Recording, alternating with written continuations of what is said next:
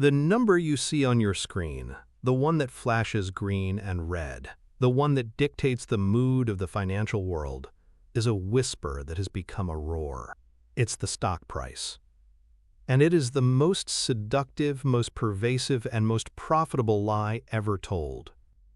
The entire edifice of modern finance, the towering skyscrapers of Wall Street, the frantic energy of trading floors, is built upon the worship of this number. But a man in Omaha, Nebraska, living in the same house he bought in 1958, built a $100 billion fortune on a single, simple, and devastatingly powerful truth: that the price of a stock and the value of the business it represents are two completely different things. They live in different universes, obey different laws, and speak different languages. One is a frantic, emotional, often irrational daily pull on popularity. The other is a cold, hard, calculating assessment of a company's long-term ability to generate cash. Price is what you pay. Value is what you get. Mastering this distinction, engraving it onto your soul as an investor, is not just a strategy. It is the only path to consistent, sustainable, and life-changing wealth in the markets. It is the intellectual firewall that protects you from panic, the compass that guides you through euphoria, and the key that unlocks the door to true financial freedom. This is not about a hot stock tip or a secret algorithm. It is about rewiring your brain to see the world not as the 99% do, but as the greatest investor in history does. It is the final promise of intelligent investing. The story begins not in a boardroom but in a library.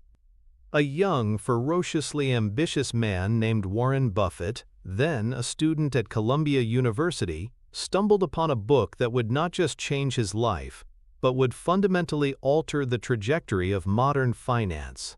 The book was The Intelligent Investor, and its author was a professor, an investor, a man who had been financially scarred by the Great Depression and had spent the rest of his life developing an ironclad system to prevent such a catastrophe from ever happening to him again.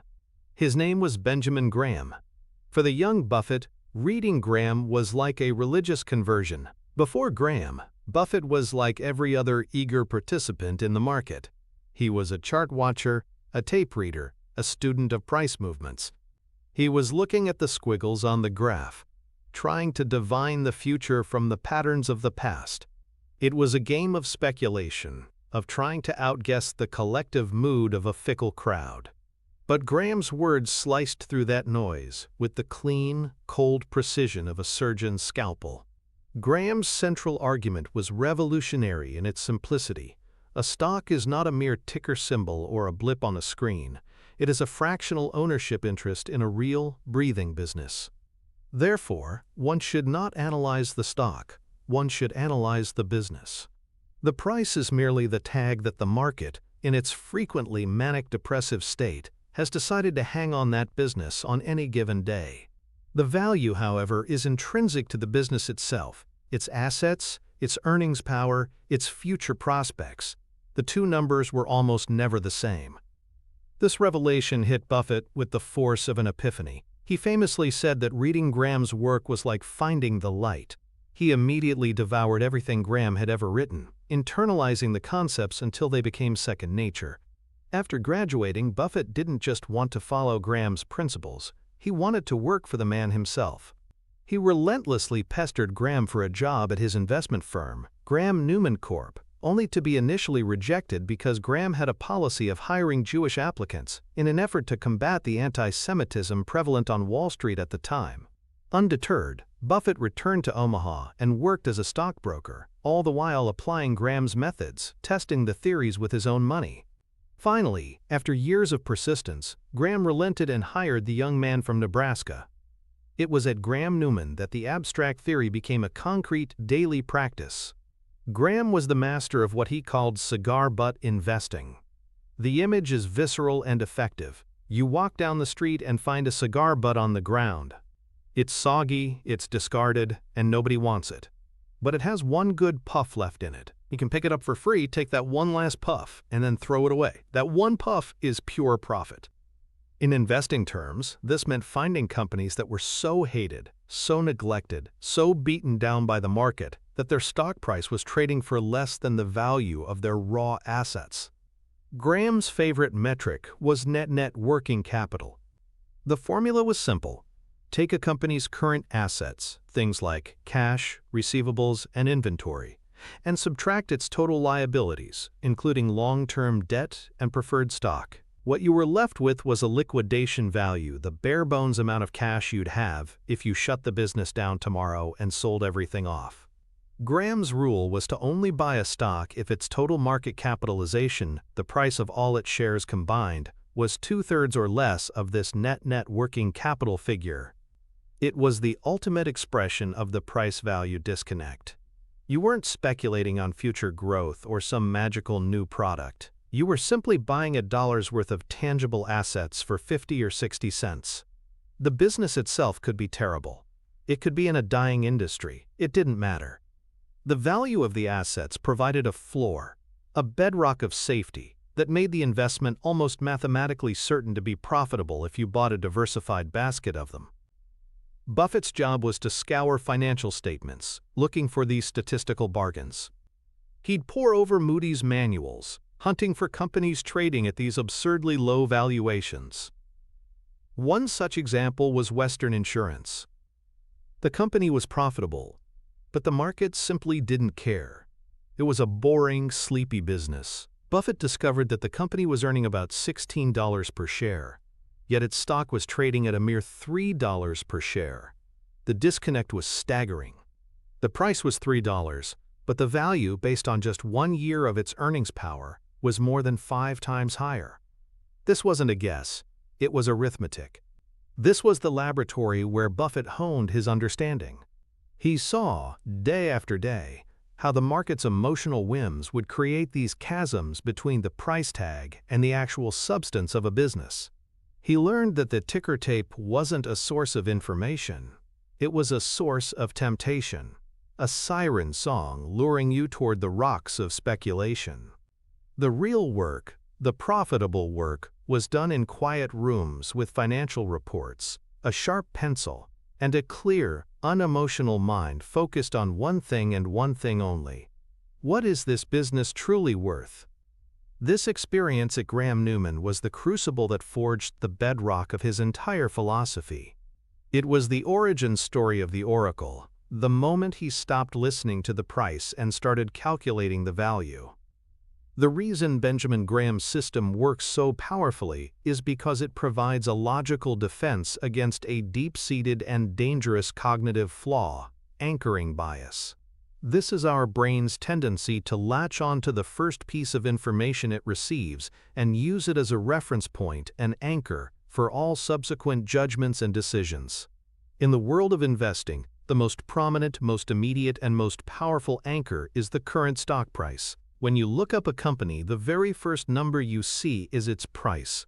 That number immediately frames your entire perception. If a stock is trading at $500, your brain instinctively anchors to the idea that it is an expensive company. If another is trading at $5, your brain anchors to the idea that it is cheap. This happens automatically, subconsciously, before any rational analysis has even begun. The stock price becomes the center of your mental universe for that company. Subsequent information, like earnings reports or news articles, is then interpreted in relation to that anchor. If good news comes out and the $500 stock goes to $520, you think, of course, it's a great company, it's going up. If the $5 stock drops to $4, you might think, it was a cheap piece of junk to begin with. You are not analyzing the business. You are merely reacting to price movements relative to your initial anchor. Graham's methodology was a powerful cognitive de-anchoring tool. By forcing his students and employees like Buffett to completely ignore the price at the outset of their research, he was severing that initial, irrational connection. The first step was never to look at the ticker. The first step was to look at the balance sheet. By calculating the net working capital first, you were creating a new, more rational anchor. You were establishing an anchor based on tangible value, the cold, hard cash value of the business's assets. Let's say you analyze a company and determine its net value is $10 per share. Now $10 is your anchor, it is your benchmark of reality. Only after this analytical work is done do you permit yourself to look at the price. If the price is $15, you feel no temptation. The emotional pull is gone because your rational brain, anchored to the $10 value, immediately classifies it as overpriced. But if you look up the price and see that it is $3, your reaction is not speculative excitement, but a profound sense of analytical opportunity. The price is no longer just a number. It is a signal of a massive deviation from reality.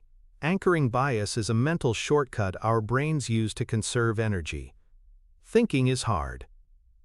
Deep analysis requires calories and effort. It's much easier to just grab the first number you see and run with it.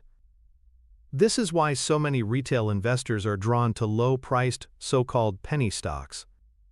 They anchor to the low price, $1, 50 cents, 10 cents, and think, it's so cheap, it doesn't have to go up much for me to double my money. They have completely confused a low price with a cheap stock. The business could be worthless, bankrupt, a complete fraud. But their anchor to the low price blinds them to the absence of underlying value. Graham's system forces the brain to do the hard work first, to build a sturdy anchor of value before ever exposing itself to the dangerous, shifting currents of price. It's a systematic way to subordinate your lazy, biased, intuitive thinking to your more deliberate, analytical, and rational mind.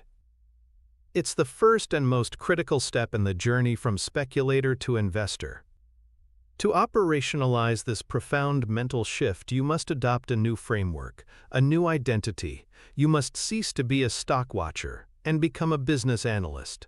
This isn't just a change in semantics, it's a complete overhaul of your process. Here is the blueprint, a step-by-step mental model to apply this principle to your own investment decisions. Step 1. Enforce a strict information diet. When you first identify a company you might be interested in, you are forbidden from looking at its stock price or its stock chart. This is the hardest but most crucial rule. You must resist the temptation. Your first destination is not Yahoo Finance or your brokerage account. It is the company's investor relations website. Your sole mission is to find their most recent annual report, the 10K. Step 2. Read and summarize the business model. Before you look at a single number, read the business section of the 10K. Your goal is to be able to write down, in a single simple sentence, what this company actually does to make money. This company sells high-end coffee and pastries at a premium in its own stores. This company manufactures and sells insulin and other diabetes-related drugs. If you cannot do this, you have no business investing. This step forces you to engage with the company as a real enterprise, not an abstract ticker symbol. Step 3. Become an asset detective. Now you can open the financial statements, but you are still forbidden from looking at the stock price. Go directly to the balance sheet. Your first task is to apply a simplified version of Ben Graham's logic. Find the total current assets line. Then, find the total liabilities line. Subtract the liabilities from the current assets. This gives you a rough, back-of-the-envelope liquidation value. Let's say the result is $500 million. Now, find the number of shares outstanding. Let's say it's 50 million shares. Divide the 500 million by the 50 million. Your result is $10 per share. You have just created your rational anchor. This $10 represents a hard, tangible floor of value. Step 4. The moment of truth. Only now, after you understand the business and have calculated a tangible value anchor, are you permitted to look up the stock price. This moment will be completely different from how you've experienced it before. When you see the quote, it will not be an anchor. It will be a piece of data to be judged against your anchor. If the stock is trading at $30, your brain won't think, wow, this is a popular, successful company. It will think, Mr. Market is offering to sell me this business for 3 times its net current asset value. That seems expensive. If the stock is trading at $5, your brain won't think, "This is a cheap, failing penny stock." It will think, "Mr. Market is offering to sell me $10 worth of assets for $5. That is an opportunity I must investigate further." This process fundamentally flips the power dynamic. You are no longer a passive recipient of the market's opinion. You are an active, critical analyst judging the market's opinion against a foundation of fact. You have moved from reacting to price to evaluating value. This mental model, practiced consistently, will transform your entire approach to the stock market, building the foundation for sound wealth management and long-term portfolio growth. To truly appreciate the wisdom of this path, we must examine its opposite. We must walk the path of the 99%, the path littered with financial ruin and shattered dreams. This is the path of equating price with information, of believing that a rising price means a good company and a falling price means a bad one. There is no more vivid illustration of this folly than the dot-com bubble of the late 1990s. It was a time of collective insanity, a period when the hard-won lessons of generations of investors were thrown out the window in a euphoric frenzy for anything with a .com at the end of its name. The old metrics of value, earnings, assets, cash flow, were declared obsolete, relics of a bygone brick-and-mortar era. The only thing that mattered was price, and the direction of that price was always, inexorably, up. Companies with no revenue, no profits, and often no viable business plan were going public and seeing their stock prices double, triple, or even rise tenfold in a single day. Consider a company like Pets.com. Its business model was to sell pet supplies online. It had a catchy sock puppet mascot and a Super Bowl commercial. The public fell in love with the story. The price of its stock soared. Investors, anchored to that rising price, poured billions of dollars into the company. They weren't analyzing the business, they were chasing the price. A rising stock price became its own justification for buying. If they had applied the business analyst mental model, what would they have found? They would have discovered that the company was selling bags of dog food for less than it cost them to acquire and ship. They were losing money on every single sale. Their business model was, in essence, to buy $1 from their suppliers and sell it to customers for 80 cents. The underlying value of the business was not just zero, it was negative. It was a machine designed to incinerate cash. But the stock price kept rising. The path of the 99% is to see that rising price and think, "I've got to get in on this. Everyone is making money." They mistake the market's temporary insanity for a permanent new reality. While this mania was raging, Warren Buffett was on the sidelines, being openly mocked. He was called a dinosaur, a man who didn't get it. Fortune magazine ran a cover story in 1999 titled, "Warren Buffett, What's Wrong, Warren?" He was criticized for failing to invest in these high-flying tech stocks. His response was simple and unwavering. He said he didn't invest in them because he couldn't understand them. He couldn't, with any degree of certainty, project their cash flows out 10 or 20 years. He could not calculate their intrinsic value. And if he couldn't calculate the value, he had no way of knowing if the price was sensible. He was being disciplined. He was sticking to the core principle he learned from Graham: price is not value. When the bubble inevitably burst in 2000 and 2001, the consequences were catastrophic.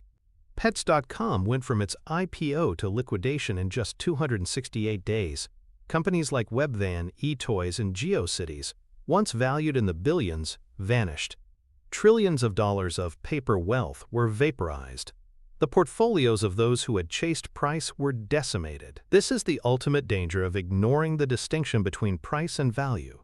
It makes you a leaf in the wind, entirely at the mercy of the market's emotional storms. Without an anchor in value, you are destined to be swept up in the euphoria and crushed in the panic. The connection between this principle and your financial statement is direct, tangible, and profound. It is the difference between building a portfolio on a foundation of granite versus a foundation of sand. Let's make this concrete. Imagine two companies. Company A is Future Tech, a hot story stock in a revolutionary new industry. It has no earnings yet, but the market is euphoric about its prospects. Its stock price is $50. Company B is Steady Edibles, a company that makes a popular brand of canned soup. It's been around for 75 years. It's boring, but consistently profitable. Its stock price is also $50. The typical retail investor, driven by narrative and price momentum, might see both at $50 and conclude future tech has more upside. They are anchored to the exciting story. The value investor, the business analyst, ignores the price in the story and goes straight to the balance sheet. For Company B, Steady Edibles, they perform a net-net calculation. They find it has current assets of $1 billion and total liabilities of $300 million. The net working capital is $700 million. With 10 million shares outstanding, the net value per share is a staggering $70. Right away, a massive alarm bell of opportunity goes off. The business is being offered for a price of $50, but its net current assets alone are worth $70 per share. You are being offered $70 for $50. This ignores the value of the brand, the factories, the ongoing profits. It is a demonstrable, quantifiable margin of safety. Now look at future tech. You go to its balance sheet, you see it has $50 million in cash from its recent IPO and $200 million in liabilities from debt taken on to fund its growth. Its net working capital is negative $150 million. From a Graham-like perspective, its asset value is less than zero. The only way to justify the $50 price is to believe in a very specific, very optimistic story about its massive future profits. The financial connection is this. By purchasing Steady Edibles at $50, you have a built-in balance sheet certified cushion. If the company's future is merely okay, you will likely do well, as the price eventually rises to reflect the $70 asset value, giving you a 40% return. If the company is liquidated, you get $70, a massive gain. The risk of permanent capital loss is exceptionally low. By purchasing future tech, your entire investment is a bet on a single, uncertain future. If that future doesn't materialize exactly as hoped, the $50 price has no floor. It can, and often does, go to $5 or to zero. Your capital is at enormous risk. Ben Graham's genius was to show that proper stock picking wasn't about predicting the future. It was about finding situations where the present was so mispriced that you could profit handsomely even if the future was mediocre. This directly translates to superior capital gains with lower risk, the holy grail of wealth management. It transforms investing from a speculative gamble into a disciplined business of buying assets for less than they are worth. Warren Buffett took Ben Graham's core idea and added a crucial, powerful layer to it, a mental model that serves as the ultimate tool for navigating the financial markets. He inherited Graham's concept of the price-value disconnect and personified it in an allegory of a character he called Mr. Market. Understanding this story is the key to mastering market psychology. Imagine, Buffett says, that you are a part owner in a private business. You have a partner, a very emotional and erratic fellow named Mr. Market. Every single day, without fail, Mr. Market shows up at your door. He tells you what he thinks your shares in the business are worth, and he offers to either buy your shares from you at that price or sell you his shares at the same price. The critical thing to understand about your partner, Mr. Market, is that he is a manic depressive. Some days, he shows up in a state of wild euphoria. He sees only a rosy future for the business. On these days, he will quote you a ridiculously high price for your shares. He's practically begging you to sell your stake to him for far more than it's truly worth. On other days, he appears in the depths of despair. He is convinced the business is doomed, the competition is overwhelming, and that the world is ending. On these days, he will quote you an absurdly low price, desperate to sell you his shares for a fraction of their real value. The most important feature of this partnership, Buffett explains, is that you are completely free to ignore him. He is there to serve you, not to guide you.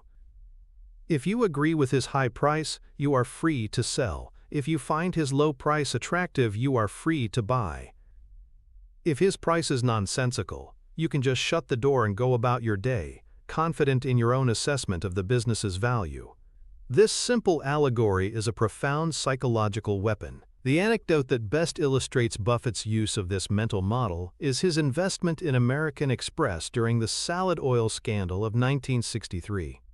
A company called Allied Crude Vegetable Oil, a major customer of American Express's warehousing division, went bankrupt in a massive fraud. Allied had taken out huge loans using its inventory of salad oil as collateral, and Amex had issued the warehouse receipts guaranteeing that collateral. When the fraud was discovered, it turned out the tanks were mostly filled with seawater, not oil. The market panicked. Wall Street assumed that American Express would be on the hook for all the fraudulent loans, and that the scandal would destroy the public's trust in its core businesses, travelers' checks, and credit cards. Mr. Market was in a state of extreme depression. He showed up at the door and offered to sell shares of American Express for $60, and then $50, and then $40, and then he slashed the price all the way down to $35. The price was cut nearly in half in a matter of months. Everyone was selling. The herd was stampeding for the exits. But Buffett didn't listen to Mr. Market. He shut the door and did his own work. He reasoned that the market was confusing the small, troubled warehousing division with the company's two crown jewels. He embarked on his own unique form of stock analysis. He went to restaurants, banks, and travel agencies. He talked to cashiers and managers. He asked them a simple question. Were their customers still using American Express cards and travelers' checks? The answer was a resounding yes. He observed that the scandal, while a headache for the company, had not damaged the powerful brand moat that surrounded its main businesses. He calculated that the intrinsic value of the traveler's check and credit card operations alone was far, far greater than the $35 stock price. He realized Mr. Market, in his panic, was offering to sell him one of the world's greatest financial franchises for a pittance because of a temporary and manageable problem in a minor subsidiary. So Buffett acted. He invested 40% of his partnership's capital into American Express stock, making it his single largest investment. Over the next few years, as the company dealt with the scandal and its powerful core businesses continued to thrive, the market's mood shifted. Mr. Market forgot his depression and became euphoric again. The stock price soared, making a fortune for Buffett and his partners. He didn't have a crystal ball. He just had a disciplined process: calculate the value first, then use Mr. Market's emotional swings as an opportunity, not as a guide. The psychological warfare that Mr. Market wages on investors is rooted in two of the most powerful and primitive forces in the human brain: the fear and greed cycle, amplified by our innate instinct for herd mentality. Humans are social animals. For millennia, our survival depended on our ability to stick with the tribe. Being cast out from the group meant almost certain death. This evolutionary programming is hardwired into our deepest neural pathways. We are constantly, subconsciously scanning our environment for social cues, for proof of what we should be doing based on what others are doing. This is the principle of social proof. When we are uncertain, we look to the crowd for answers. In the financial markets, the crowd's actions are reflected in the price. A rising price is social proof that buying is the correct action. A falling price is social proof that selling is the correct action. This creates a powerful feedback loop. A small price increase encourages a few people to buy. Their buying pushes the price up further, which is then seen as even stronger social proof, attracting a larger crowd. This is the engine of greed, of the fear of missing out, FOMO. People pile in not because they have analyzed the business, but because their neighbors are getting rich and they don't want to be left behind. This is Mr. Market in his manic phase. The flip side is driven by fear. A small price drop causes a few people to sell. This pushes the price lower, which is interpreted as social proof that something is terribly wrong. More people sell, driving the price down even faster. The herd, which was stampeding to buy just weeks before, is now stampeding to sell. This is the engine of panic. This is Mr. Market in his depressive phase. These emotional responses are not processed in the logical, analytical part of our brain, the prefrontal cortex. They are governed by the amygdala, the ancient almond-shaped part of the brain responsible for our fight-or-flight response.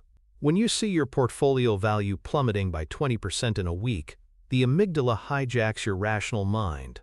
It doesn't see a statistical anomaly or a potential buying opportunity. It sees a saber-toothed tiger. It screams, "Danger! Sell now! Survive!"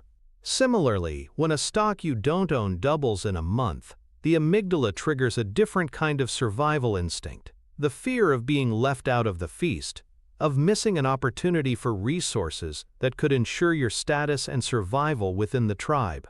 Mr. Market's power comes from his ability to speak directly to your amygdala, bypassing your rational brain entirely.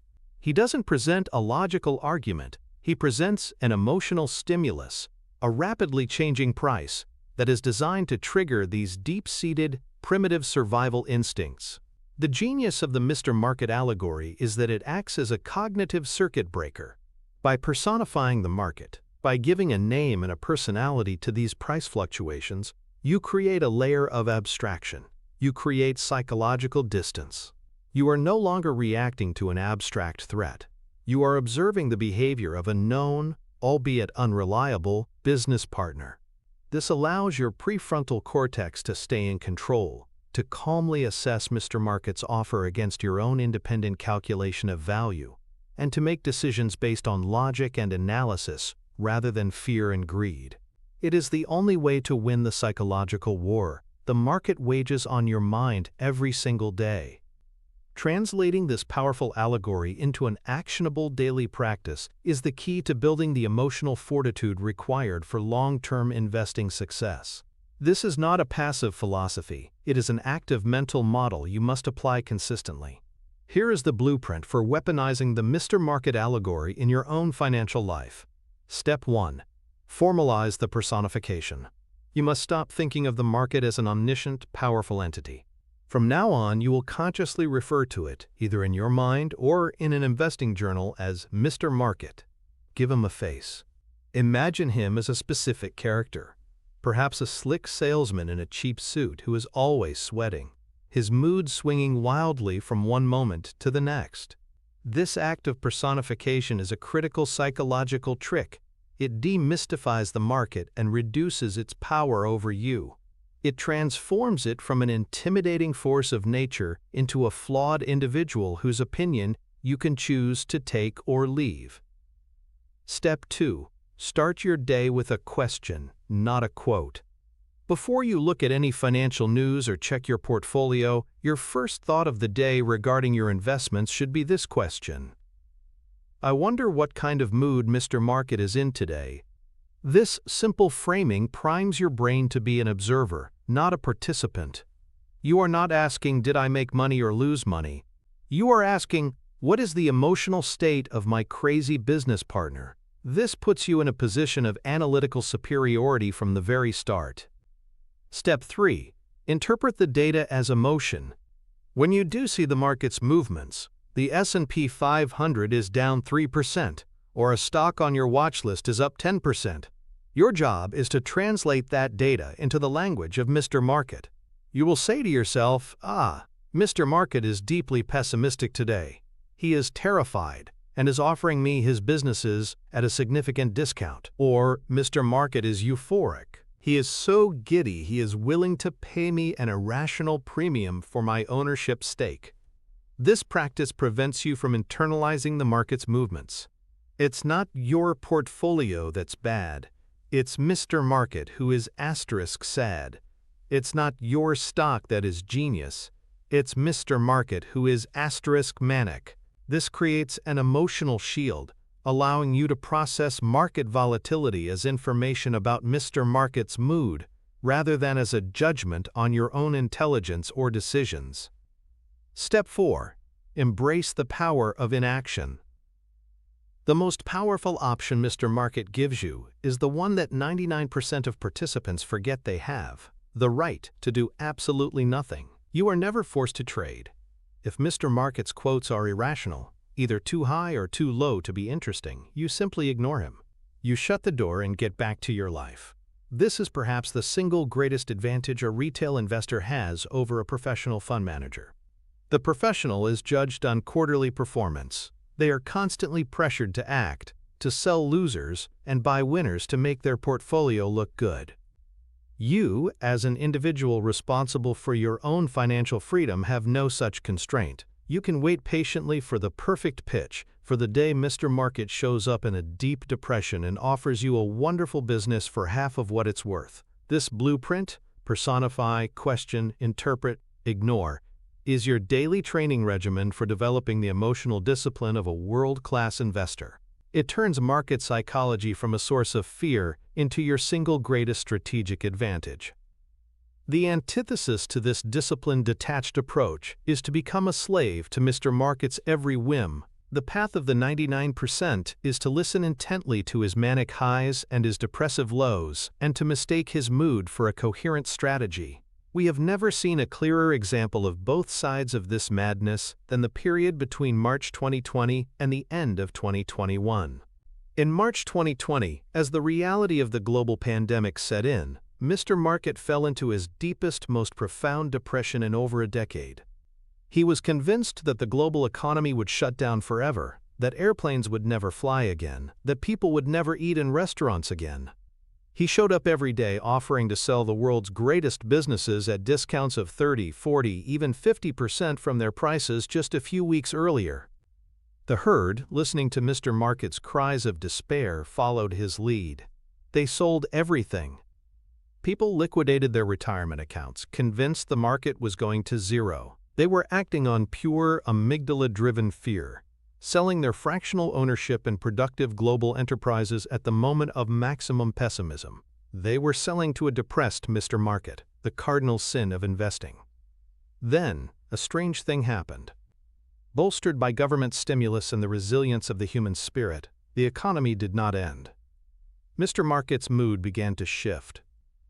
By early 2021, his depression had transformed into a raging, speculative mania, the likes of which had not been seen since the dot-com bubble. He became obsessed with a handful of meme stocks, companies like GameStop, a struggling brick-and-mortar video game retailer, and AMC, a movie theater chain crippled by the pandemic. The underlying value of these businesses was poor and, in some cases, deteriorating rapidly.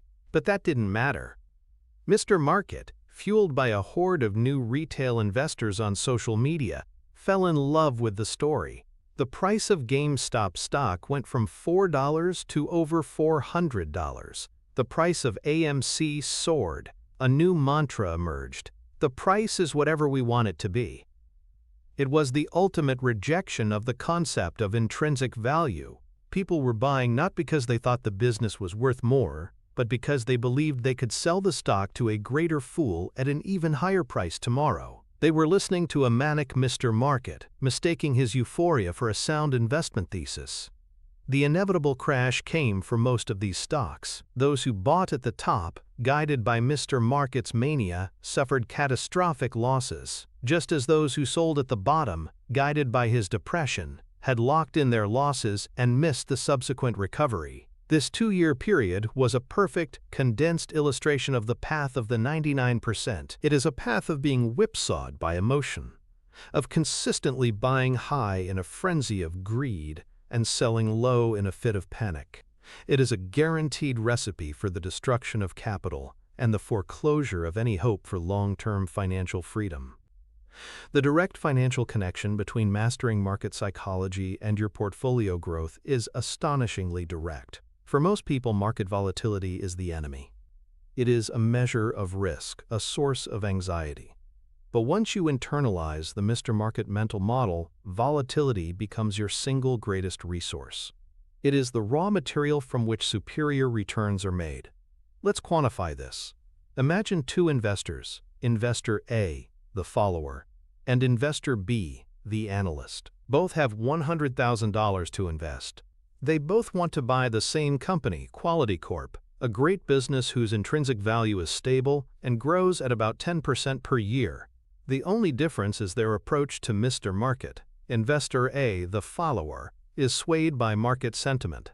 When the stock is rising and the news is good, they feel confident and buy. When the stock is falling and the news is bad, they get scared and sell. Investor B, the analyst, has done the hard work. They have calculated Quality Corp's intrinsic value to be $100 per share today, growing to roughly $110 next year.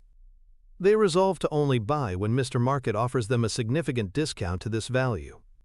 In year one, the market is stable, and the stock trades around its intrinsic value of $100. Neither investor acts. In year two, Mr. Market gets euphoric. The price of Quality Corp soars to $150 per share.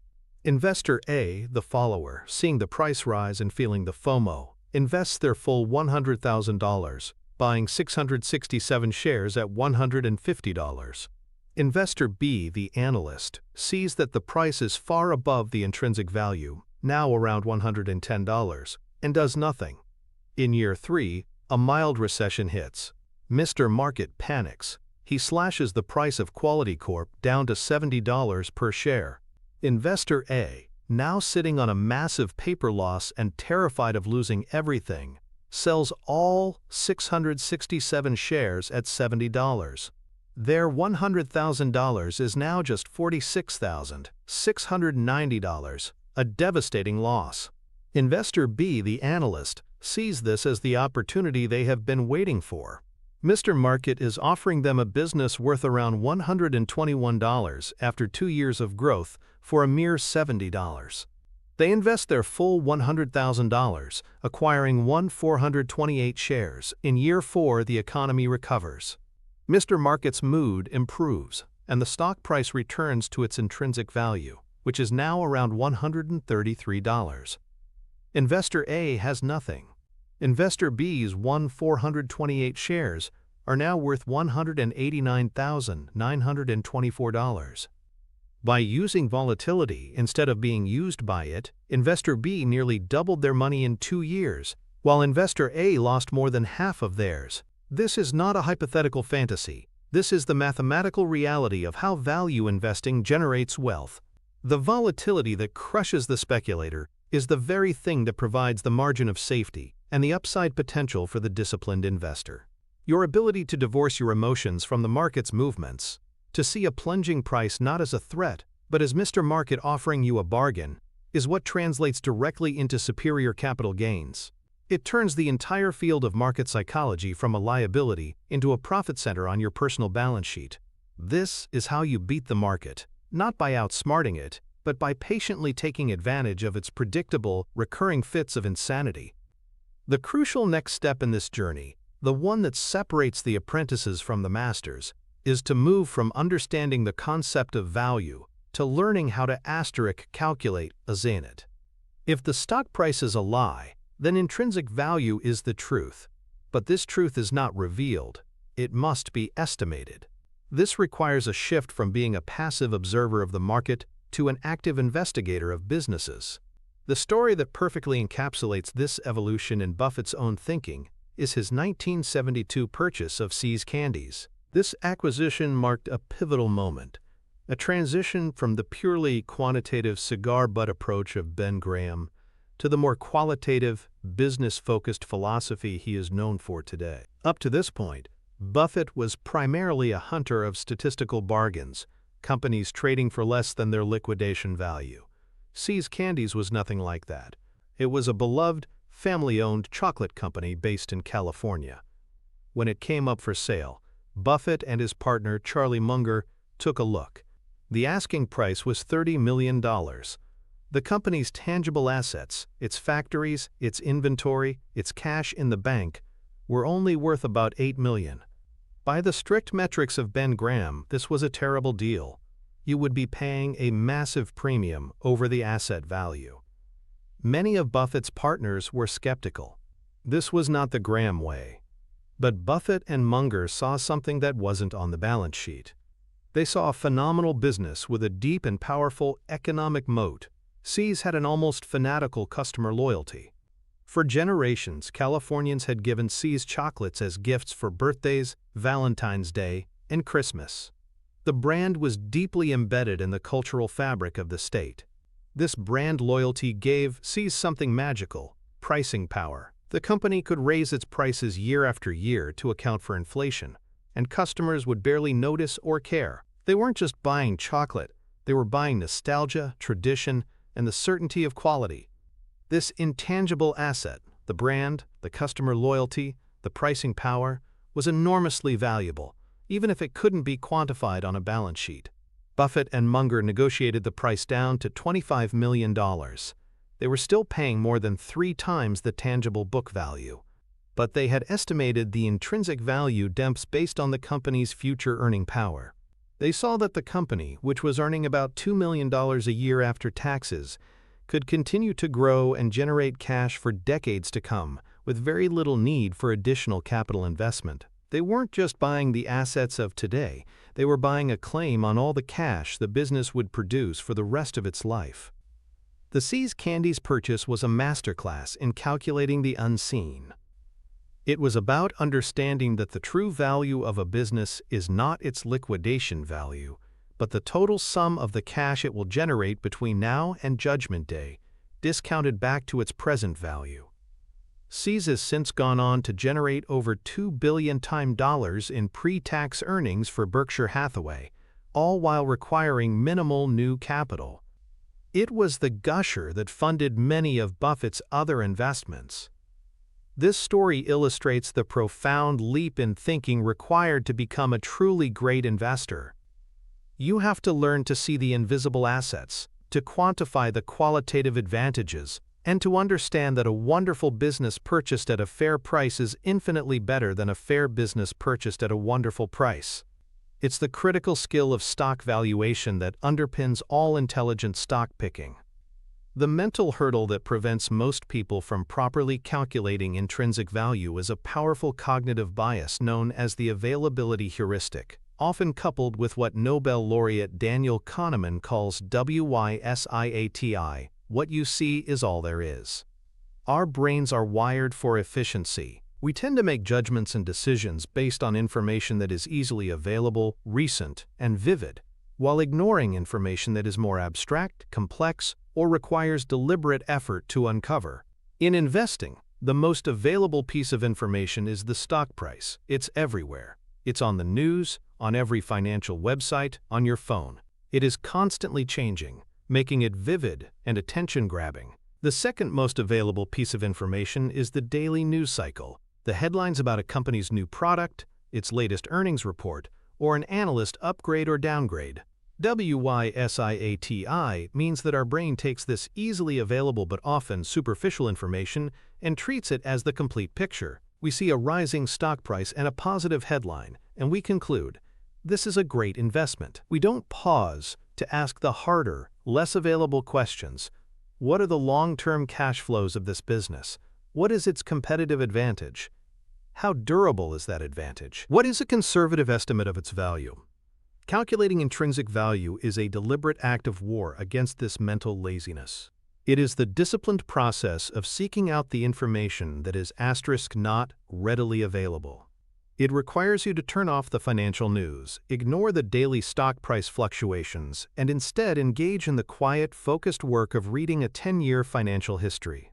It's about building a financial model, however simple, that forces you to think about a company's earnings power over the next decade, not the next quarter.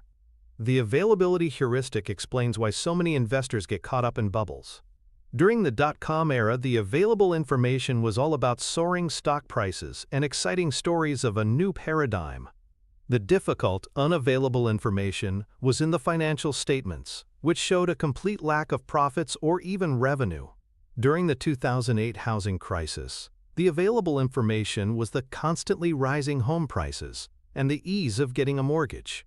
The unavailable information, buried deep within complex financial derivatives, was the catastrophic level of risk being taken on by the entire system.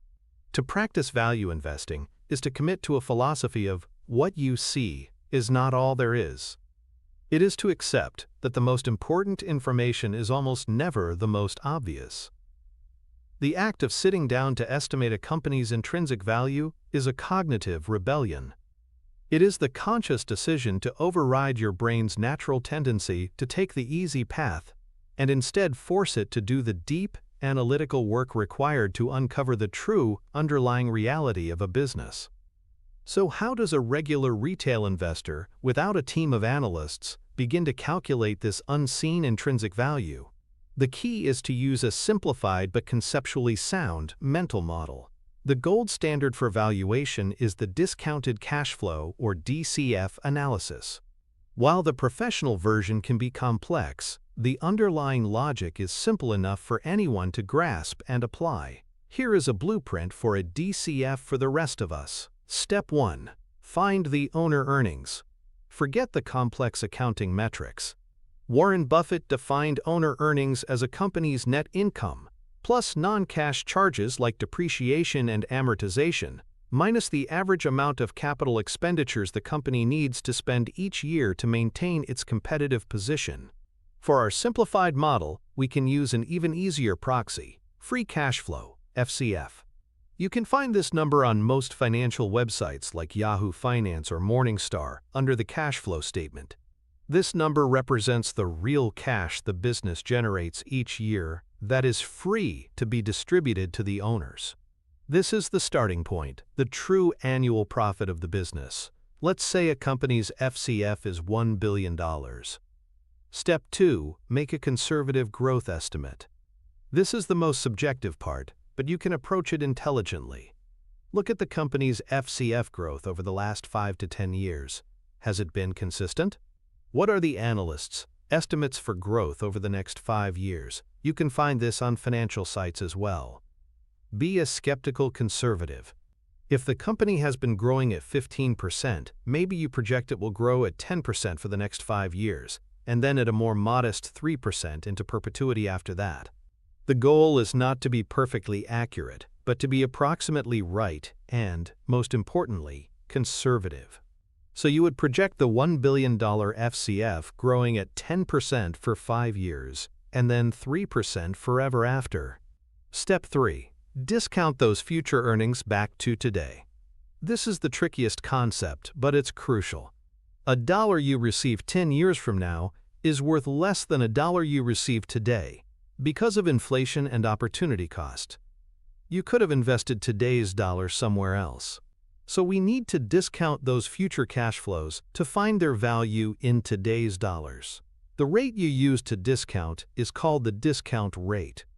A simple and conservative choice for a retail investor is to use the rate of a long-term U.S. Treasury bond, say 4%, plus a few percentage points for risk, bringing you to perhaps 7% or 8%. You would then use a simple online DCF calculator. You plug in your starting FCF 1 billion, your growth rates 10% for 5 years, then 3%, and your discount rate 8%. The calculator will do the math and spit out a single number. Let's say it's $20 billion. This is your estimate of the company's total intrinsic value. Step 4. Divide by the number of shares. You take your $20 billion intrinsic value estimate and divide it by the number of shares outstanding. If there are 200 million shares, your intrinsic value per share is $100. Now, and only now, do you compare this number to the stock price. If the stock is trading at $60, you have found a potentially undervalued company.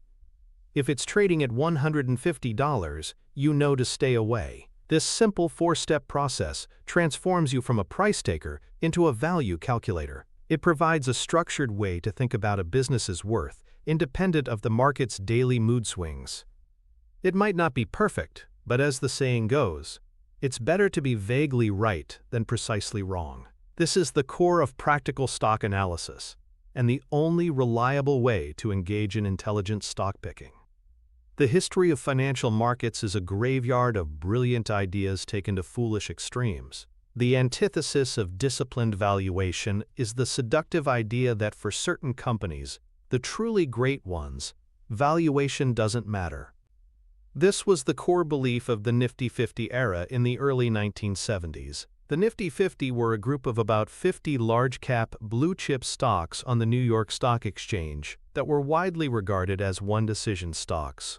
You just had to buy them and you never had to sell. The list included the corporate titans of the day: Coca-Cola, IBM, Polaroid, Xerox, McDonald's. These were fantastic businesses with dominant market positions, strong growth, and what appeared to be unassailable competitive advantages. The institutional investors of the day, the big banks and mutual funds, fell in love. They adopted the theory that you could pay any price for a great company, because its inevitable growth would eventually justify that price. Valuation analysis was seen as quaint, even unnecessary. Why bother calculating the intrinsic value of Coca-Cola when you just knew it was going to own the world? This led to a speculative bubble in just these 50 stocks. While the rest of the market languished, the prices of the Nifty 50 were bid up to astronomical levels. At the peak in 1972, Coca-Cola was trading at a price-to-earnings P/E ratio of 48. McDonald's was at 71. Polaroid, the Apple of its day, was trading at a stunning P/E of 91. To put that in perspective, a P/E of 91 implies that it would take 91 years of the company's current earnings to equal the price you were paying for the stock. Investors were not just paying for the present, they were paying for a century of flawless, uninterrupted, high-speed growth. They had forgotten the most fundamental rule: price is what you pay, value is what you get. They were paying a price that was completely detached from any sober assessment of the company's underlying value. The reckoning came with the brutal bear market of 1973-1974. The economy soured, inflation spiked, and the market crashed. And the stocks that fell the furthest and the hardest were the Nifty 50, the ones that were supposed to be the safest. Xerox fell by over 70%. Polaroid, a company once seen as invincible, collapsed by over 90%. Avon fell 86%. Investors who had bought at the top, believing that quality was a substitute for valuation, were wiped out. It took more than a decade for many of these stocks to return to their previous highs. The lesson was brutal and clear. Even the greatest business in the world can be a terrible investment if you overpay for it. There is no company so good that it is worth an infinite price. The discipline of stock valuation is not an optional extra for an investor. It is the very foundation upon which all success is built. Ignoring it, even for the most wonderful of businesses, is an invitation to financial disaster. The direct financial connection between performing a valuation and building wealth lies in its ability to properly frame your investment decisions and guide your asset allocation. It moves you from a world of gambling on stories to a world of investing based on probabilities and expected returns.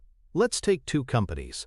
Company A is GrowthCo, a popular tech firm. It is growing its earnings at a rapid 25% per year. The market loves it, and it trades at a P/E ratio of 60. Company B is StableCo, a consumer staples company. It is growing earnings at a modest but reliable 6% per year. The market finds it boring, and it trades at a P/E ratio of 15. The average investor, looking only at the growth rates, is immediately drawn to GrowthCo. But the value investor runs the numbers. Let's perform a highly simplified intrinsic value calculation based on future earnings. For GrowthCo, let's assume it can maintain its incredible 25% growth for the next 5 years, and then settles into a more normal 5% growth. For StableCo, we assume it just keeps chugging along at 6%. We want to see what our return would be over 5 years if the P/E ratios reverted to a more normal market average of 20 for both companies. For GrowthCo, its current earnings per share, EPS, is say $1. At a P/E of 60, its stock price is $60. If it grows earnings at 25% for 5 years, its EPS will be about $3.05. If its P/E ratio then falls to a more normal 20, its future stock price will be $61, $3.05 *20. your total return over 5 years would be almost zero, even though you invested in a phenomenal, high-growth business. Why? Because the extreme starting valuation ate up all your future returns. Now let's look at Stableco. Its current EPS is also $1. At a PE of 15, its stock price is $15. If it grows earnings at 6% for 5 years, its EPS will be about $1.34. If its PE ratio then expands to the market average of 20, its future stock price will be $26.80. Your return is nearly 80% over 5 years. By performing this simple valuation exercise, you uncover a paradoxical truth. The boring company was the far superior investment. The exciting growth company was a trap, a value destroyer for anyone buying at that peak price. This analysis directly impacts your portfolio growth. It forces you to allocate capital not to the best stories but to the best opportunities, where the gap between price and value is widest. It provides the intellectual courage to buy the unloved boring company and to shun the popular exciting one. This is how a superior stock-picking process manifests on your bottom line. It leads to higher capital gains not by chasing performance, but by systematically identifying and exploiting the market's mispricing of future cash flows. It is the engine of a rational and highly profitable asset allocation strategy. Once you have mastered the art of estimating a company's intrinsic value, you can finally deploy the most powerful defensive concept in all of investing, the margin of safety. This principle, which Ben Graham described as the 3 most important words in investing, is the bridge between analysis and action. It is the practical application of the price-value disconnect, a non-negotiable rule that protects you from the one thing you can be certain of, an uncertain future. The concept is best understood through an engineering analogy. When engineers design a bridge, they first calculate the maximum possible load it might ever have to bear. Let's say that's 15 tons. Do they then design the bridge to withstand exactly 15 tons?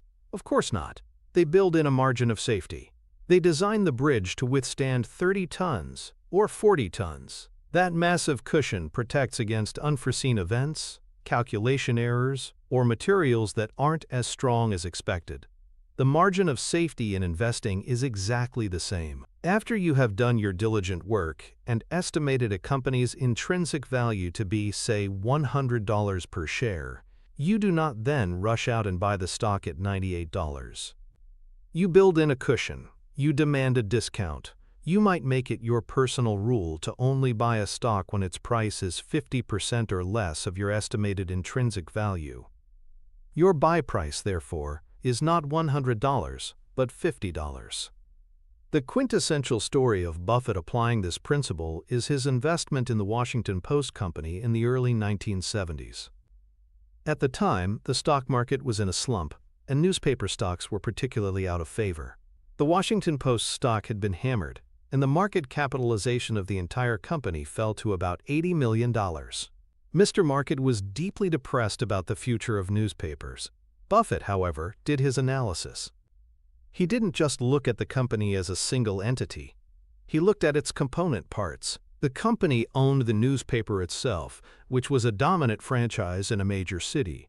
But it also owned Newsweek magazine and 4 major network television stations. Buffett went to a media broker and asked a simple question. If these television stations were sold off individually, what would they be worth? The broker did a quick valuation and came back with a number that was stunning. The 4 TV stations alone, he estimated, were worth somewhere between $400 and $500 million. And this didn't even include the value of the newspaper or Newsweek. Here was a company whose collection of assets was worth at least $400 million, and Mr. Market was offering to sell the entire enterprise for $80 million. The price was $80 million. The value was at least $400 million. Buffett was being offered the chance to buy a dollar for 20 cents. This was an enormous margin of safety. His investment didn't depend on a rosy forecast for the newspaper industry. It didn't depend on his being a genius at predicting the future. Even if the newspaper's prospects were terrible, even if his analysis of its future earning power was completely wrong, the raw, underlying asset value of the television stations provided a massive, impenetrable fortress protecting his capital. He, of course, invested heavily. The Washington Post became one of the most successful investments of his career, multiplying in value many times over. It was a victory not of speculation, but of discipline, a direct result of patiently waiting for a price so low relative to value that the investment became, for all practical purposes, a sure thing. The psychological foundation of the margin of safety is its role as a direct antidote to one of the most dangerous and pervasive human cognitive biases, the overconfidence bias, often working in tandem with the planning fallacy. Humans are, by their very nature, terrible fortune tellers. We consistently overestimate our own abilities, our knowledge, and our control over future events. We believe our forecasts are more accurate than they are, and we systematically underestimate the probability and impact of negative black swan events. The planning fallacy is a specific manifestation of this. It's our tendency to underestimate the time, costs, and risks of future actions, while simultaneously overestimating their benefits. When you perform a stock valuation, you are creating a forecast. You are making assumptions about future growth rates, future profit margins, and future competition. The overconfidence bias will whisper in your ear that your assumptions are brilliant, that your growth estimates are conservative, and that you have foreseen all the potential risks. It tempts you to believe that your calculated intrinsic value of $100 is a precise and infallible truth. If you believe this, you might be tempted to buy the stock at $95, thinking you're getting a small bargain. The margin of safety is a cognitive tool designed to slap that overconfidence out of you. It is a mandatory dose of humility. By demanding a 50% discount, by refusing to buy a $100 value for more than $50, you are making a powerful statement. You are saying, I know my forecast is probably wrong. I know there are risks I haven't considered. I know the future is unpredictable. Therefore, I will build a cushion so large that I can be wrong about many things and still not lose money. It institutionalizes skepticism about your own abilities. It protects you from your own ego. Imagine an investor who calculates a value of $100 and buys at $95. If an unexpected recession hits, and the true value of the business turns out to be only $70, they have suffered a significant loss. Now consider the investor who demanded a margin of safety and bought at $50. When the same recession hits and the value falls to $70, they are still sitting on a handsome profit. The margin of safety acknowledges that the world is a complex, chaotic place, and that your ability to predict its future is profoundly limited. It is the ultimate defense mechanism, a systematic way to ensure that even when your forecasts fail, your portfolio doesn't. It is the crucial difference between an amateur who thinks they can predict the future and a professional who prepares for their inability to do so. To make the margin of safety a core part of your investing DNA, you need a simple, repeatable mental model. The most effective framework is to think like a bridge engineer. An engineer would never build a bridge to be just strong enough. They over-engineer it for safety. You must do the same with your investments. Here is the blueprint. Step 1. Calculate the load capacity. This is the work you did in the previous chapter. You have analyzed a business and have made a conservative estimate of its intrinsic value. Let's stick with our example of $100 per share. This number is the maximum load you believe the bridge or the investment can safely support. It is your best estimate of the full, fair value of the business. Write this number down. It is your benchmark of reality. Step 2. Define your safety factor. This is where you formally decide on your required margin of safety. As a retail investor, you should be demanding a significant one. A 50% margin of safety is a fantastic and highly disciplined starting point. This means you will only ever drive a truck that weighs half as much as the bridge's load capacity. This is a non-negotiable rule. It's not a guideline to be fudged when you get excited about a company. It is a rigid, ironclad law of your personal investment constitution. Step 3. Calculate your maximum purchase price. This is simple arithmetic. You take your estimated intrinsic value and subtract your margin of safety. So, $100 intrinsic value minus 50% of $100 gives you a maximum purchase price of $50. This $50 figure becomes your line in the sand. You will not, under any circumstances, buy the stock if the price is $51 or higher. You will place a limit order at $50, or simply wait patiently for Mr. Market to have a moment of severe depression and offer you the stock at your price. Step 4. Be prepared for long periods of inaction. A direct consequence of this disciplined approach is that you will find very few things to buy. Most of the time, most stocks will trade above your maximum purchase price. This is not a sign that your system is broken. It is a sign that it is working. Your goal is not to be constantly busy, but to be decisively profitable when the rare, truly exceptional opportunity presents itself. This bridge engineer's equation is your shield. It removes emotion and temptation from the buying decision. The question is no longer, do I like this stock or is this company going to go up? The question becomes a simple, binary check. Is the current price at or below my pre-calculated maximum purchase price? If the answer is yes, you buy. If the answer is no, you do nothing. This simple, powerful model transforms stock picking from a guessing game into a disciplined engineering problem, systematically protecting your capital from downside risk while maximizing your potential for massive long-term capital gains. The ultimate cautionary tale against ignoring the margin of safety is the spectacular rise and fall of long-term capital management, or LTCM. If ever there was a group of people who thought they were too smart to need a margin of safety, it was the partners at LTCM. The hedge fund, founded in 1994, was a dream team of financial superstars. It included John Meriwether, the legendary bond trader from Salomon Brothers, and, most notably, two Nobel Prize-winning economists, Robert C. Merton and Myron Scholes, whose work on options pricing formed the very foundation of modern financial theory. They believed they had unlocked the secrets of the market. Their strategy was to use complex quantitative models to identify tiny, temporary pricing discrepancies between related securities around the world. For example, they might find that a 29.5-year U.S. Treasury bond was trading for a fraction of a penny less than a 30-year bond. Their models told them that these prices should eventually converge. They would then use enormous amounts of borrowed money, leverage, to bet on this convergence. A tiny profit on a single trade, when multiplied by billions of dollars in leverage, could generate huge returns. For a few years, it worked like magic. The fund generated returns of over 40% annually. They were hailed as geniuses, the masters of the universe. But their entire system was built on a fatal flaw: the assumption that their models were perfect and that the future would behave like the past. They operated with virtually no margin of safety. Their trades were designed to make small, high-probability profits, but this required using breathtaking leverage.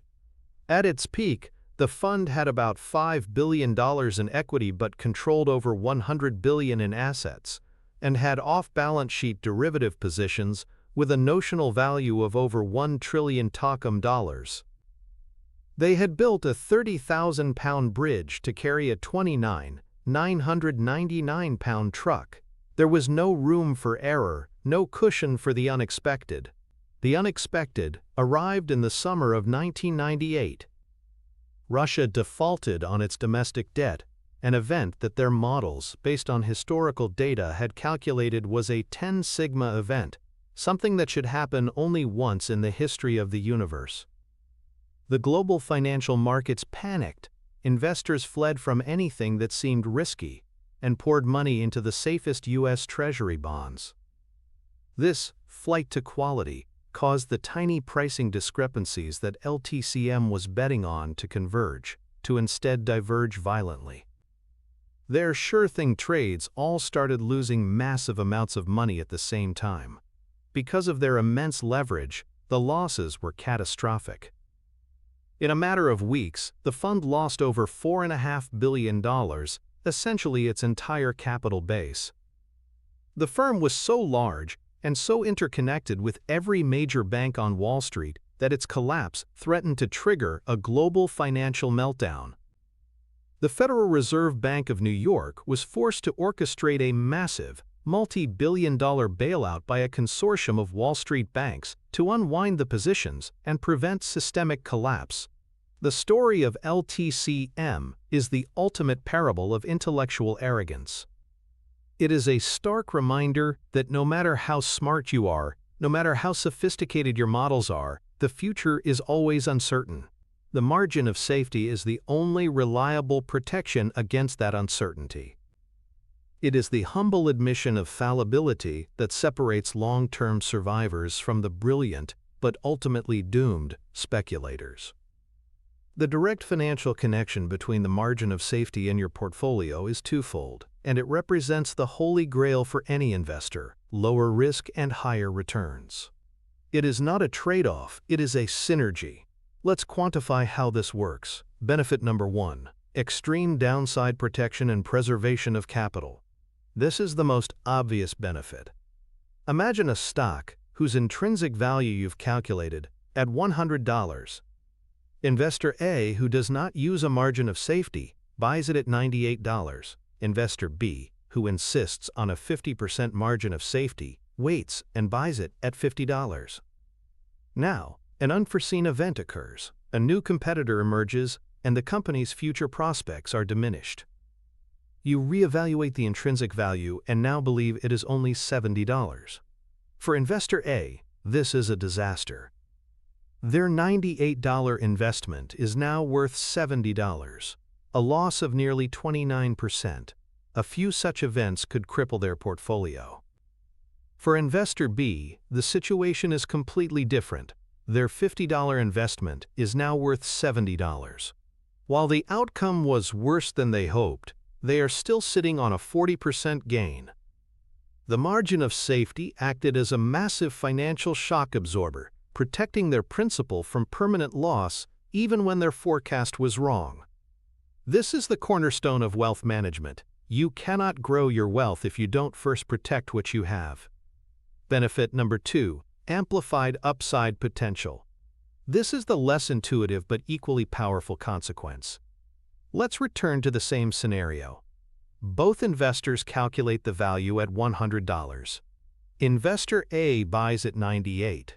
Investor B buys at $50. This time, their analysis is correct, and over the next few years, Mr. Market's mood improves, and the stock price gradually rises to reflect its intrinsic value of $100. What are their returns? For Investor A, their $98 stock becomes a $100 stock. They've made a paltry return of about 2%. It was barely worth the effort. For Investor B, their $50 investment has become a $100 investment.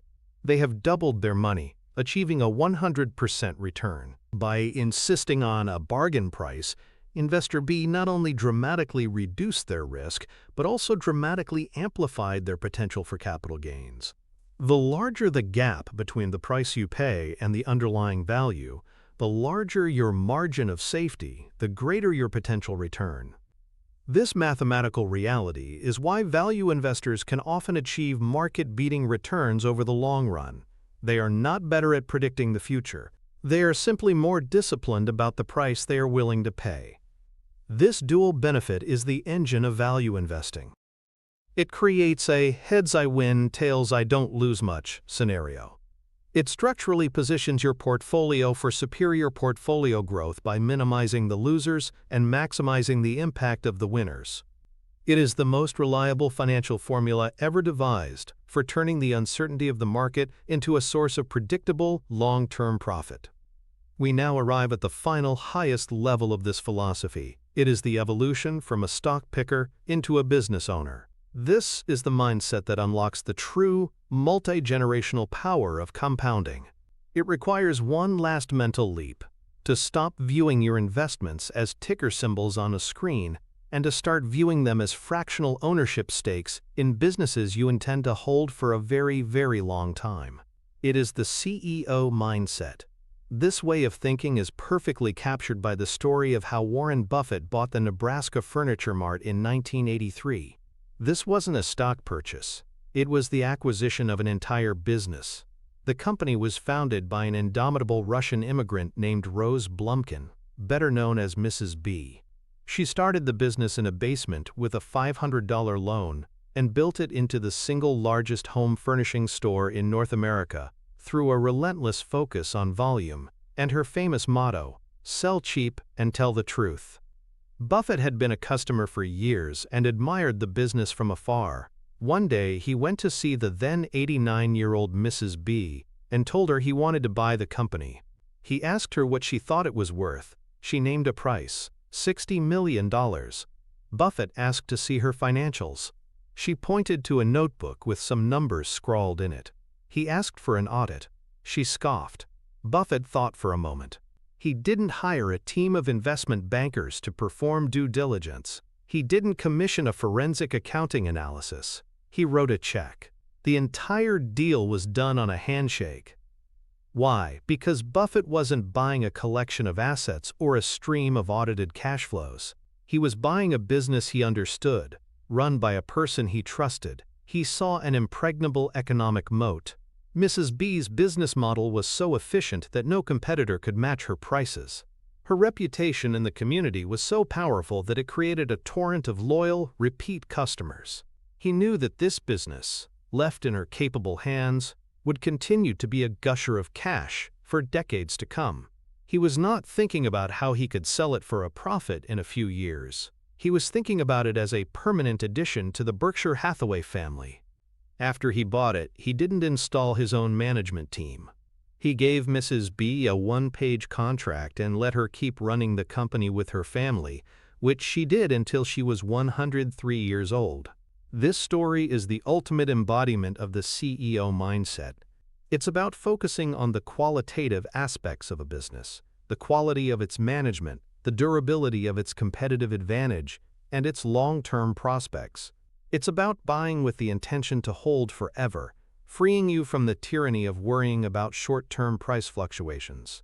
It is the final step in the journey from price to value, from speculator to owner. This final evolution in mindset is a powerful antidote to two of the most destructive behavioral biases that plague investors: myopic loss aversion and the endowment effect. Myopic loss aversion is a combination of two psychological principles. First, as discovered by Daniel Kahneman and Amos Tversky, humans feel the pain of a loss approximately twice as powerfully as they feel the pleasure of an equivalent gain. Losing $100 hurts twice as much as finding $100 feels good. Second, myopia refers to our tendency to evaluate our outcomes over very short time horizons. When you combine these, you get a recipe for disastrous investment behavior. Investors who check their portfolios every day are subjecting themselves to a constant stream of these painful little losses.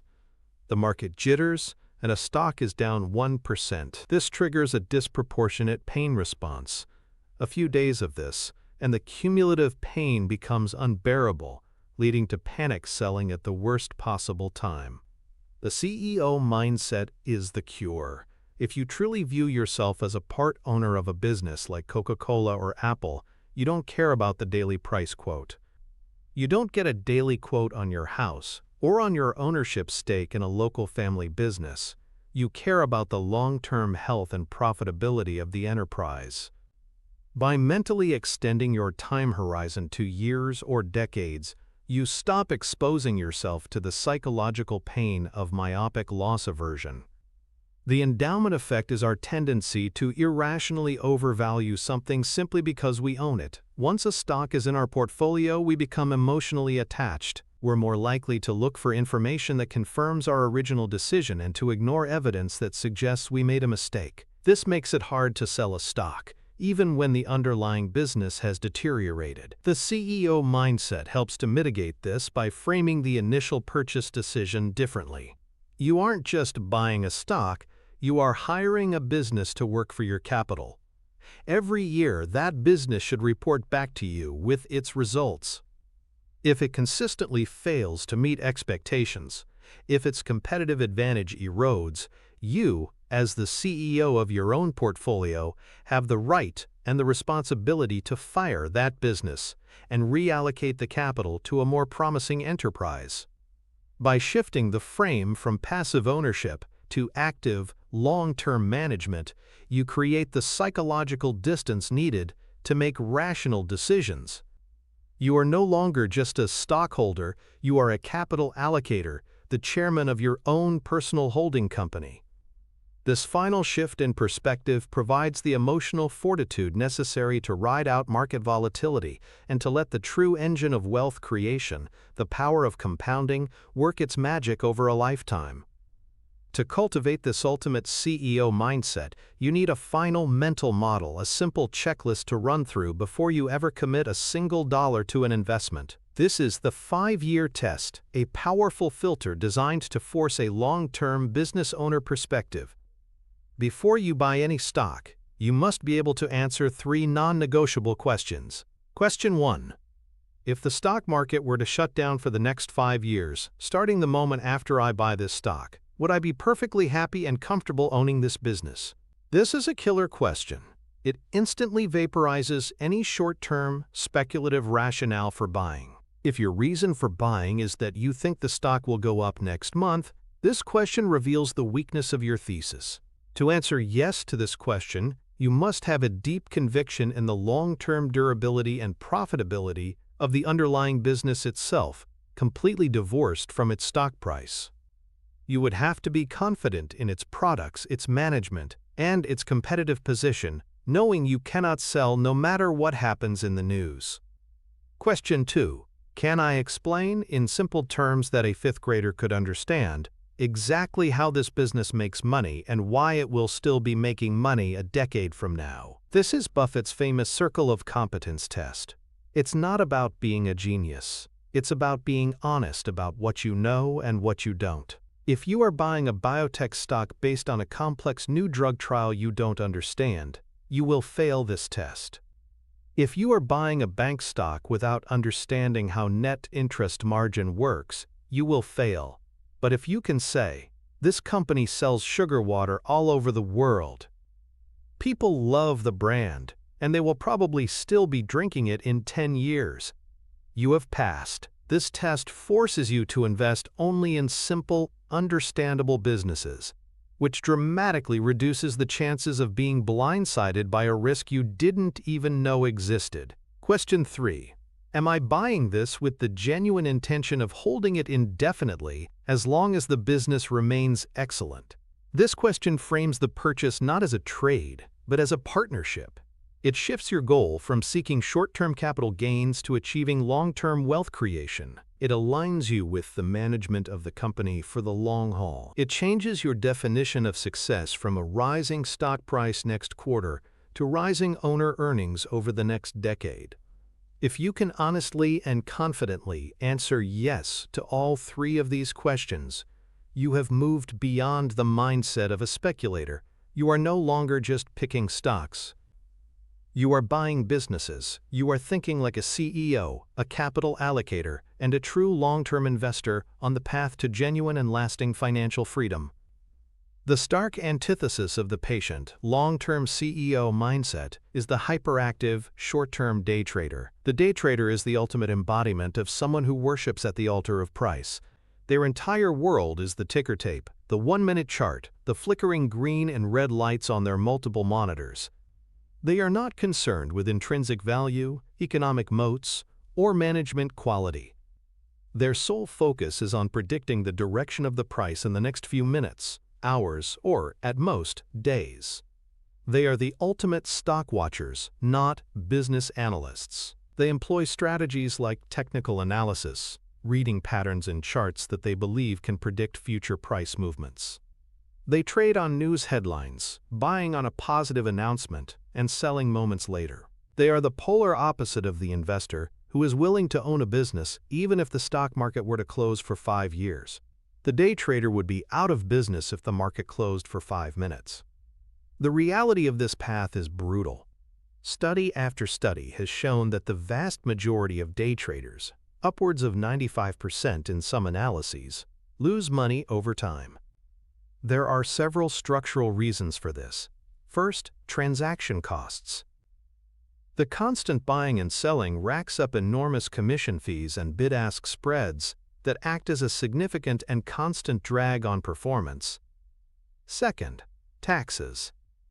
Any gains they do manage to make are almost always short-term capital gains, which are taxed at a much higher rate than the long-term capital gains enjoyed by the patient business owner.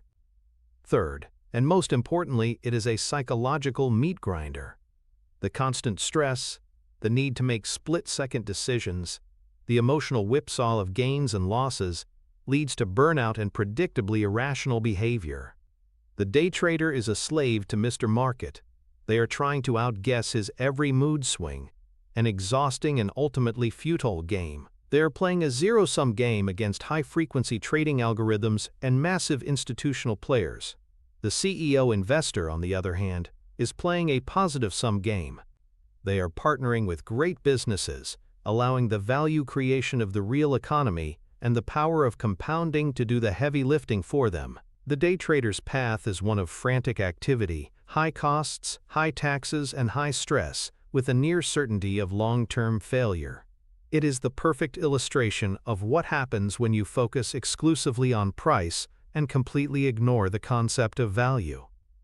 The ultimate financial connection, the grand prize for adopting this final CEO mindset, is the unleashing of the most powerful force in the financial universe, the magic of uninterrupted compounding. Albert Einstein supposedly called it the eighth wonder of the world. Its power is subtle in the short term but overwhelming in the long term. Let's make this tangible with a final, powerful comparison.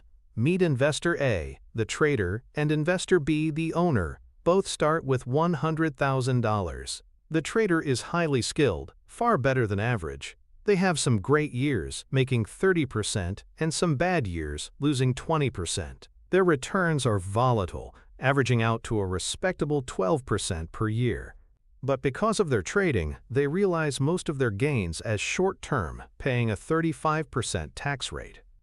The owner, by contrast, buys a collection of wonderful businesses at fair prices and simply holds them. Their returns are a less spectacular but far steadier 12% per year. Because they rarely sell, their gains are long-term and they defer taxes for decades. After 10 years, the trader's volatile, tax-inefficient strategy has turned their $100,000 into about $210,000. A good result. The owner's steady, tax-efficient approach has turned their $100,000 into about $310,000. The difference is significant. But now, let the magic of compounding really get to work. After 30 years, the trader's account, chipped away by volatility and taxes, has grown to roughly $1.5 million. A life-changing sum, to be sure. But the owner's portfolio, which was allowed to grow as an uninterrupted compounding machine, has ballooned to nearly $3 million. By the 40-year mark, the gap is a chasm. The trader has around $4 million. The owner has nearly $10 million. This is the direct financial consequence of the CEO mindset. By thinking like an owner, you are naturally inclined to hold for the long term. This minimizes transaction costs, it minimizes taxes, and most critically, it allows the snowball of your capital to roll downhill without ever being stopped, gathering more and more snow each year. It is a strategy of profound patience and calculated inaction. It is the final and most powerful way that a deep understanding of value, not price, translates directly into the kind of portfolio growth that creates true, lasting financial freedom for you and for generations to come. You have just been given the cornerstone. You now possess the foundational secret that separates the top 1% of investors from the 99% who are forever tossed on the chaotic seas of the market. You understand that the price you see on the screen and the value of the business it represents are two fundamentally different things. This knowledge, when applied with discipline, is a shield against panic and a license to build extraordinary wealth. You've invested your time, and in return, you have acquired a powerful mental tool that can permanently change your financial future. But understanding this separation of price and value is like knowing the coordinates of a treasure chest. It's a critical first step, but it's useless without the map that shows you how to navigate the treacherous terrain to get there. And the most dangerous terrain of all is not the market, it is the psychological landscape inside your own mind. Knowing what to do is one thing. Having the emotional and psychological fortitude to actually do it when fear and greed are screaming in your ear is something else entirely. The system that Buffett built is a network of interconnected mental models, each designed to counteract a specific, powerful cognitive bias. You have just mastered the foundational piece. The video that YouTube is now recommending for you on the screen is the next piece of that map. It is the critical link that connects the what, the price-value gap, to the why, the deep-seated behavioral biases that drive this gap, and that Buffett has weaponized to his advantage for over 70 years. It is the next layer of the intellectual armor you need to not just survive, but to thrive in the markets. Most people will stop here, content with this one powerful piece of the puzzle. They will feel smart for a day and then go back to their old habits. But you are not most people.